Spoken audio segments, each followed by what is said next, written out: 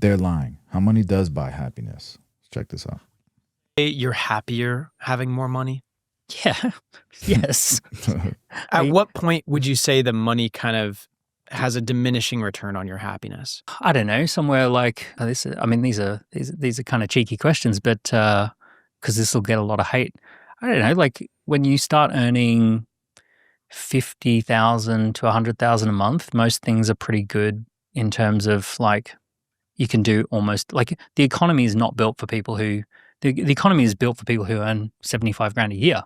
So everything's priced for 75 grand a year. So everything is essentially made to be affordable for people who are on normal wages, provided you don't go into super luxury environments that are built for the super rich. In the normal world, if you're earning, $500,000 to $1 million a year, like the world's pretty much your oyster. You can, do all those sorts of things. I don't know. I haven't hit that point. More money's great. I don't understand all these people who are like, boo-hoo, I made money, but it didn't make me happy. It's like rubbish. It did not make you happy. I don't understand. Right? You removed all the things that made you unhappy for starters. You might still be left with some things that money can't solve. Money can only solve money problems, but most problems can actually dramatically improved. One thing I will tell you about it, I was super happy when I was broke. So I moved out of home. I was living on a concrete, like I took a garage floor, put a carpet on it, put a mattress on top of that. And so I was 18 years of 1 week and I was so broke that I would go to the vegetable and butcher shop and ask for the offcut boxes and like, what can you give me for a couple of dollars? And I'd make that. Sound like Graham last Tuesday. I know. Make that into a soup. Yep. And, like my hobby was walking in nice neighborhoods because like that's all I could afford, just walking. But at one time I was pizza delivery driver, barman, door-to-door salesperson, running my own nightclub parties, trying to do university, like crazy stuff, and doing everything I knew how to do. I was making barely enough money just to just survive, and I could only really survive on things like canned tuna and pasta. And I learned how to make this canned tuna pasta dish with some tomato sauce in it, horrible stuff, right? But I figured out how to make really cheap food. And I got a parking ticket and I had to eat just nonstop Special K breakfast cereal for a week so that I could afford the parking ticket. So I've been there. But the thing I will tell you about myself is I was super excited because I'm like, this is just part of the journey. I'm going to be flying one day. I'm going to remember what it was like to start at the total bottom. So you always knew you were going to be rich? I was optimistic. Yeah, I was super optimistic. You had the confidence. Yeah, I'm also I'm quite a happy person. See, that's the thing. I mean, I was trying to isolate the one thing that I feel like differentiates a lot of the people that are successful versus are not successful. And it seems like you're coming from the perspective that it's knowledge. Like they need to go in and get the experience, be with the right circles. We might have some in the warehouse, but I'd have to go look in the warehouse, to see, or hit up Dre. He's always in the warehouse. So I have a feeling that it kind of starts a little bit before that in terms of faith. Like you had the confidence and faith that if you did the right things, that the universe would reward you. But I think a lot of people, they have good aptitude. They're intelligent people, but they just they don't have the confidence that if they do the right things, the good things will happen. Yeah, that's probably true. And I'm probably super lucky that I got as I say, luck is a big part of it, But it was interesting. It's like a dance with luck. You do some stuff and then you get lucky, and you do some stuff and you get lucky. So for me, I took this huge risk to put on my first nightclub party when I was 18. And I rented the top nightclub in town. And then I approached McDonald's to be the sponsor, and I approached the radio station to be the sponsor.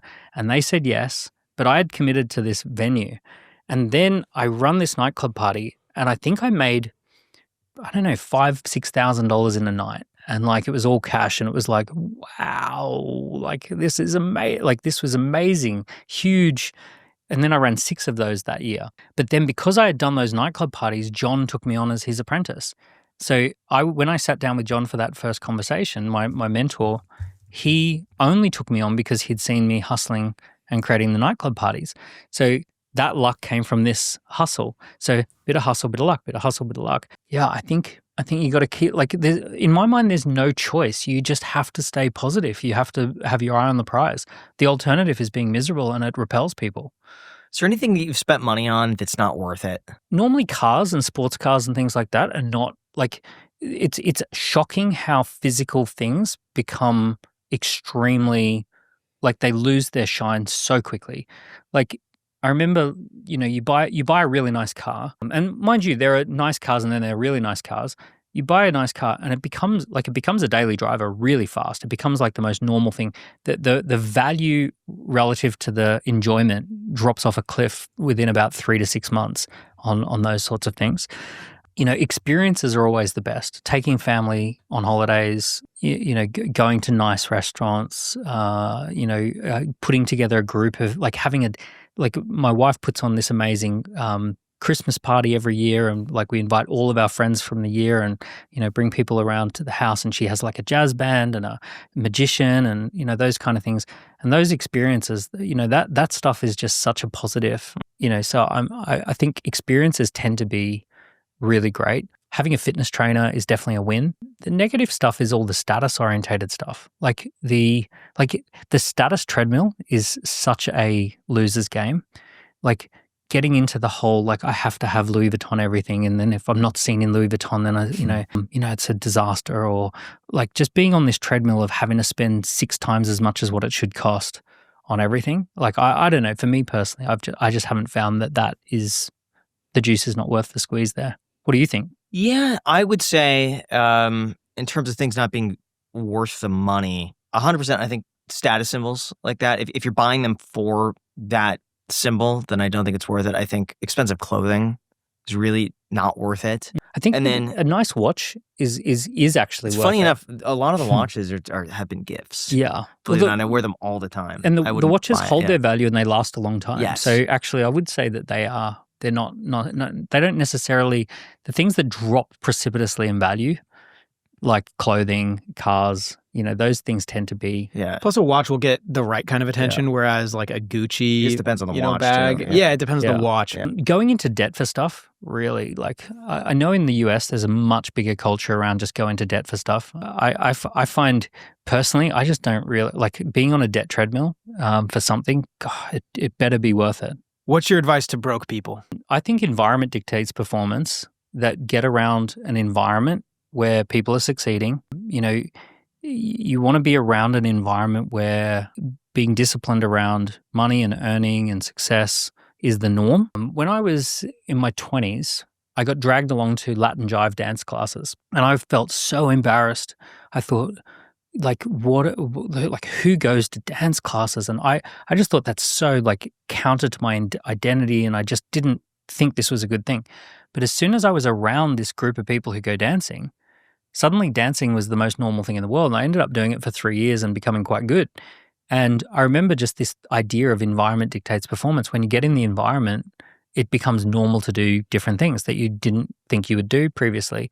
So when you're in an environment where everyone around you is saving, investing, starting businesses, growing businesses, having conversations about trends and performance and teams and all of those kinds of things, it just immediately kind of just levels you up. So like do whatever you can to either virtually be in that environment, which means you have a content diet that supports growth, like listening to these podcasts and that sort of stuff, and then an actual physical environment where you hang out with people, and you can be the one to put that together. So you can reach out to some people and say, hey, I want to put together like a monthly catch up where we get together and just talk life, liberty and strategy and happiness and all of those kinds of things. Do you want to come along? Do you want to be part of it?